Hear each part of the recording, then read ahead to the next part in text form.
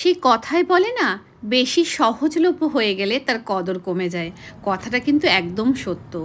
এই দেখো না, বছরে মাত্র কয়েক সপ্তাহের জন্য আম আসে, আর নিজ গুণে সে তার কদর বজায় রাখে। তাই তো সে ফলের রাজা।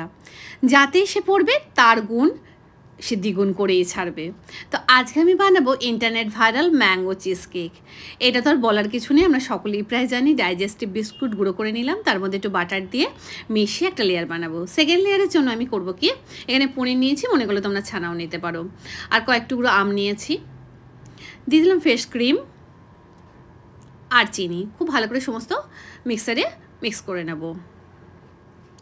এবার এটা দিয়ে তৈরি করবো হলো সেকেন্ড লেয়ার। এটা করতে গিয়ে আমার যেটা মনে হয়েছে, এটা করতে একদমই হ্যাপানি, খেতে তো দুর্দান্ত, কিন্তু একটু সময় লাগবে যে ফ্রিজে যাতে সেট হতে পারে প্রত্যেকটা লেয়ার।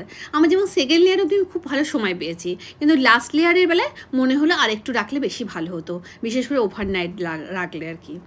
তো লাস্টের লেয়ারে আমি রেখেছি হলো শুধুমাত্র ম্যাঙ্গো পাল্প। ওপর দিয়ে দিয়ে দিলাম হলো পিস্তাচিওস।